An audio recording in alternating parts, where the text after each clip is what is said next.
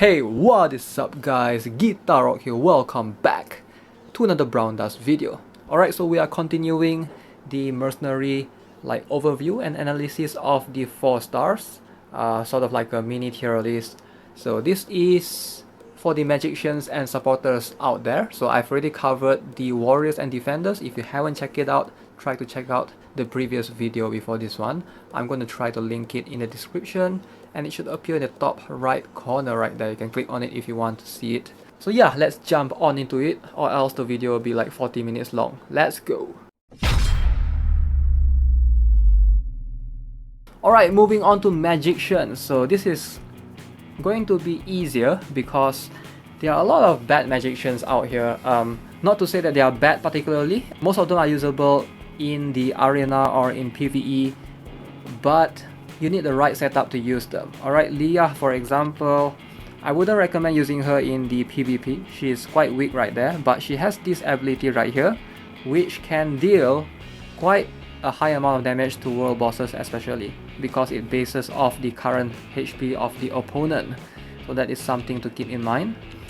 Dr. Logic is one of the few unique magicians to deal fixed damage. So fixed damage meaning that it won't be ignored by high reduces incoming damage or high defense. So this guy like counters people like Denarisa and things like that, but he's not used commonly because of the subpower range and 2 turns charge. Chalkel, very strong unit to have. This guy can receive buff unlike Zakan. So definitely if you're looking to use him, he's definitely one of the best unit to have in PvE, especially if you struggle in a lot of those stages. He's able to build out his attack with this particular skill right here. This particular skill increases attack and crit rate every turn. Very strong the longer the fight goes on. Make sure to place him last as the 9th unit to move or something like that to benefit from that skill particularly. Lufel, he's pretty bad, do not build him. Alicia, she's definitely usable.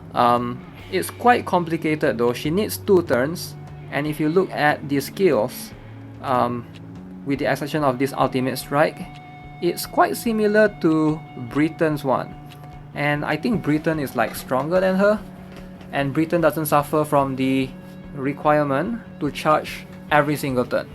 So that is something that Britain has that she doesn't have. So most people would go for Britain rather than Alicia in their team. Like if you want to properly build a strong Novice Arena team, Britain is the one to go for, since their skills are so similar. She's not bad by any means, she does have that additional range. In PvE it could work, but in PvP lacking that 1 turn with the requirement to actually charge up, it's just bad. Bruno, very unique, similar to Chalkel. The longer the fight goes on, so the stronger he becomes with the crit damage and attack percent every single turn. So he does have ultimate strike, so that means if you want to build him, go for 2 assault runes or something like that. Or maybe you can go for fatal and rage as well, I don't know. It's quite doable, and buff him with supporters that increases attack. Esther, skip. She's not bad, it's just that she's only specialized in dealing additional damage to defenders. Other than that, she can be very situational. For me, I prefer a unit that's multi-purpose. Lucrezia can be useful if you need her charm, but otherwise, Octavia, Mia, Iris, they are better charmers than her.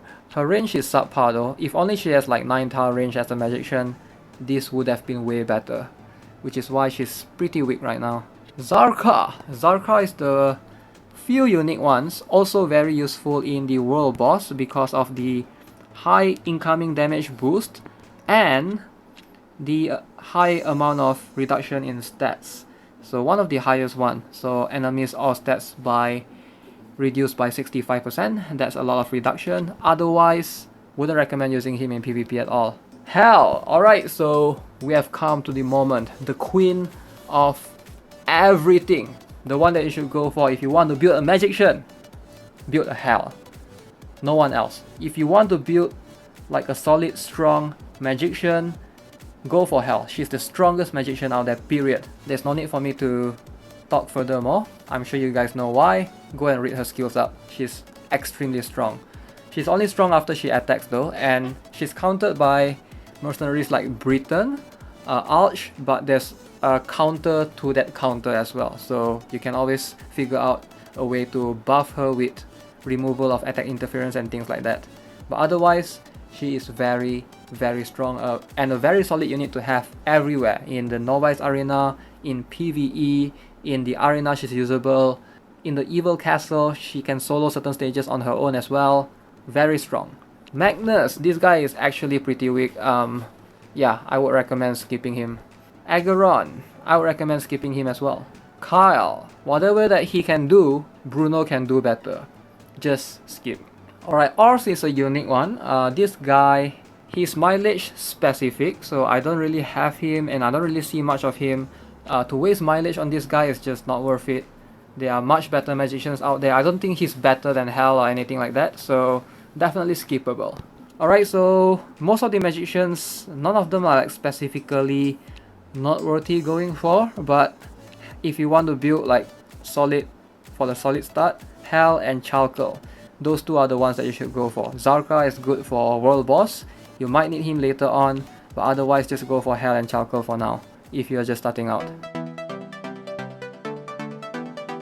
Alright, we have come to the conclusion, the last one, supporters. This is going to be a little bit hard. Alright, so I'm gonna try my best not to be so harsh on most of the supporters down here. Alright, let's start with Annalise, Elijah, Ino. Alright, Annalise and Elijah, they are very strong in the world boss, but in PvP they only work in certain decks like the Grand deck, which used to be very strong, but with the release of the new Dominus Octo, I don't see anyone using that Grand deck anymore, so they are more of like a defensive supporter. You generally, in PvP, you want to go more offensively, because the focus is on one-shotting the opponent rather than prolonging the battle as long as you can. Most of the time that's the entire objective, which is why they are not that strong to have, unless you are looking for... Annalise is good in the co-op raid. Other than that, I don't think... Yeah, and one of the world boss as well. Other than that, I don't think there's much use of her elsewhere. She's more useful than Elijah. Elijah, I almost never use her at all. So yeah, that's unfortunate. Ino, if you have her, you should be fusing her for Gunter, so don't think you want to keep her as it is. She's a pretty decent supporter, pretty high attack, but I don't think it's worth investing in her. You might as well just fuse her for Gunter or Celia. John is a unique one. He's the only supporter that can give taunt, and that unit that is taunted will not be able to nullify it by Grace. So it's quite unique. It's more for people who want to counter Grace specifically. So John and Lucius is actually a thing in the arena. I used to see this a lot, and it's actually annoying to deal with as well. So yeah, if he's paired with like a very strong unit, John, Lucius, John, Zenith, those are the common ones that I see. I've seen some John Sigmunds as well, which is quite odd, but it seems to work since Sigmund is pretty tanky as well. So yeah, this guy is a very strong unit to have. He can pair with almost anyone. Alright, so next up we have Serendia and Ebony. So they are both pretty similar, but I personally prefer Ebony over Serendia because the ability to nullify is more useful than the ability to silence foes. So that's just my opinion. So in PvP, you would see Ebony being more useful. In PvE, it could go both ways. Definitely it's an ideal situation to have both. Sometimes you need silence, sometimes you will need the remove nullifier. Alright, so Vincent, Ceres, they are both very good. Vincent is to remove attack interference, very good for that. And Ceres is to remove stats weakening and immune stats weakening bestowal. Alright, so Kiwick is very strong as well, can be used to remove attack interference as well, but he's more of a suicide bomber. I do think Kiwick is better than Vincent, and Narissa might be the best supporter. Like the best supporter right now, I can't really decide. It's either Narissa or Kiwick, period, 44 stars. Alright, so if you want to go Narissa or Kiwick, you definitely won't regret with either one of them. Ceres, Vincent, they are pretty strong as well. Not to say that they are bad, it's just the limited range. I can see Kiwick and Narissa being more flexible, like the ability to use them in the underground arena as well, because the more tiles they have, it's easier to play around with the formation. Alright, so that's it for the video, guys. It's a bit too long. Apologies for the long video, but otherwise I wouldn't be able to cover everything. So as always, let me know what you guys think in the comments below, whether you agree or disagree on a particular unit. And bear in mind that even though some of the units I asked you to skip, they are skippable, doesn't mean that they are useless, alright? Some mercenaries, all the mercenaries will always be usable at some point if you build them correctly. It's just the meta is constantly shifting and you want to adjust according to how everything goes most of the time. So yeah, do keep that in mind. As always, if you haven't already subscribed to the channel, give this video a like. I will see you guys in the next one. Have a nice day. Goodbye.